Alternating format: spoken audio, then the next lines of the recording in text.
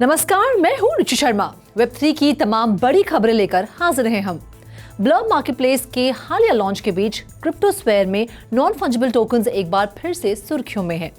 Blur ने NFT market को disturb कर दिया है और ओपनसी जैसे दिग्गजों को पीछे छोड़ते हुए बहुत ही कम समय में ब्लर सबसे बड़ा एनएफटी मार्केटप्लेस बन गया है। Popular board app yacht club NFT collection का क्रिएटर युगा लैब्स आगे बढ़ रहा है।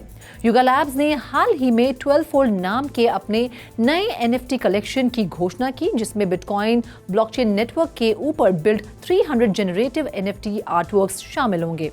युगा लैब्स ने इवेंट की टाइम को स्पेसिफाई नहीं किया है और ये बताया है कि वो मिंट से 24 घंटे पहले नोटिफाई करेंगे। 12fold एनएफटी कलेक्शन के लिए नीलामी इस हफ्ते के अंत में शुरू होगी। आमतौर पर क्रिप्टो स्पेस में बड़े प्लेयर्स अक्सर अपनी एनएफटी कलेक्शंस को लॉन्च करने के लिए इथेरियम ब्लॉकचेन या अन्य लेयर 1 कंपेटिटर्स को सिलेक्ट करते हैं। हालांकि युगा लैब्स ने इस बार बिटकॉइन ब्लॉकचेन नेटवर्क पर अपना 12fold एनएफटी कलेक्शन लॉन्च करके सभी को चौंका दिया है। बढ़ते हैं अगली खबर की ओर। ब्लॉकचेन इंटेलिजेंस प्लेटफॉर्म ग्लासनोड ने बुधवार को एक रिपोर्ट पब्लिश की, जिसमें एनालाइज किया गया कि कैसे एनएफटी ट्रेडिंग के लिए नया हॉटस्पॉट ब्लर धीरे धीरे non fungible economy on chain पर राज कर रहा है।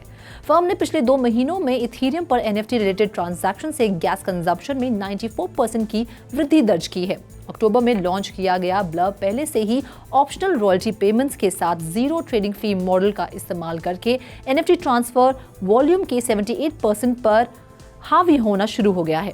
कंपटीशन के मद्देनजर अपने खुद के जीरो फी मॉडल में ट्रांजिशन के बावजूद ओपनसी अब तक ब्लर की वृद्धि के साथ कम्पीट करने में विफल रहा है। ग्लासनोड के मुताबिक ये ब्लर के प्रोफेशनल ट्रेडर्स की एक कम्युनिटी को आकर्षित करने के कारण है, जो ओपनसी के क्रिएटर्स और कलेक्टर्स के हिस्टोरिकल टारगेट ऑडियंस के विपरीत है। ओपनसी का हर यूजर सिर्फ 2 ट्रेड्स की तुलना में टिपिकल ब्लर यूजर्स अब प्लेटफॉर्म पर हर दिन 4 से 5 ट्रेड एग्जीक्यूट करते हैं। बाकी अहम खबरों के लिए करते हैं विशाखा का रुख।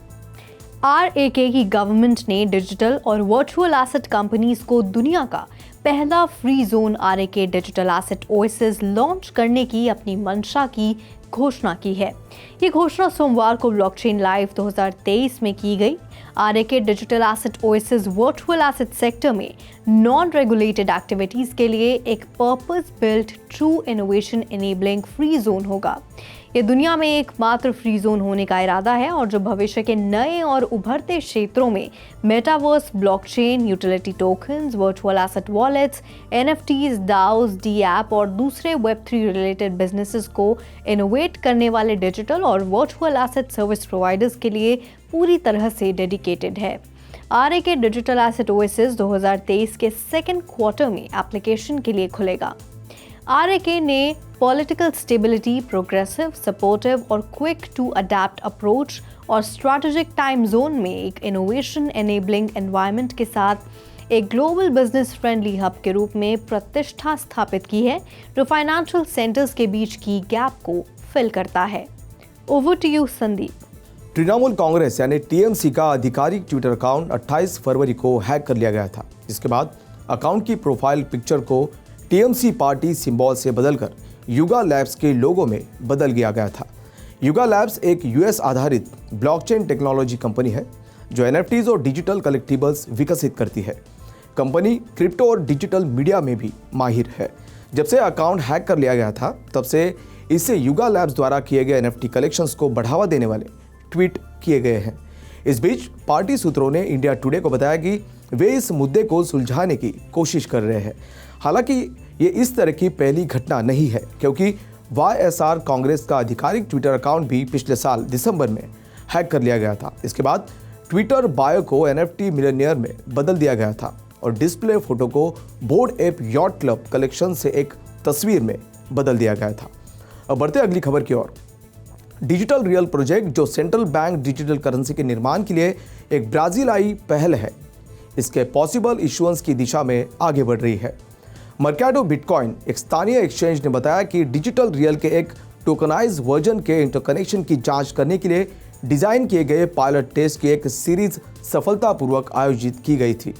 इन टेस्ट में स्टेलर ब्लॉकचेन को एक पब्लिक ब्लॉकचेन के रूप में इस्तेमाल किया गया था और इसमें वो सभी कदम शामिल थे जो एक रेगुलर यूजर को डिजिटल रियल के टोकनाइज ऑन चेन वर्जन के इस्तेमाल के लिए करने होंगे और इसमें ट्रेसेबिलिटी, नो योर कस्टमर और एंटी फ्रॉड प्रोसीजर्स शामिल थे, जिसे डिजिटल डिसेंट्रलाइज आइडेंटिटी सिस्टम से लिया गया है।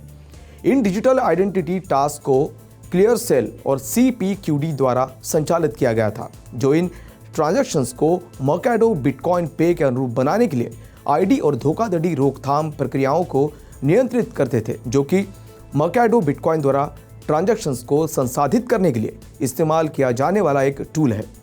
इन टेस्ट के पीछे संस्थानों के मुताबिक ये सफलता दर्शाती है कि स्टेलर ब्लॉकचेन जैसे पब्लिक नेटवर्क्स डिजिटल रियल के संचालन के लिए प्रॉक्सीज के रूप में काम कर सकते हैं।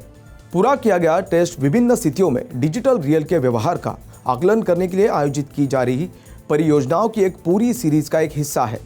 मर्केडो बिटकॉइन 2022 में जारी फाइनेंशियल एंड टेक्नोलॉजिकल इनोवेशंस यानी LIFT की चुनौती की स्पेशल लेबोरेटरी के हिस्से के रूप में इन परीक्षणों को चलाने के लिए सेंट्रल बैंक ऑफ ब्राजील द्वारा चुने गए 9 संस्थानों का हिस्सा है। तो आज के लिए बस इतना ही। मैं संदीप कसालकर फिलहाल आपसे विदा लेता हूं। ऐसे ही वेब3 से जुड़ी सभी खबरों को देखने के लिए देखते रहिए 3.0 TV।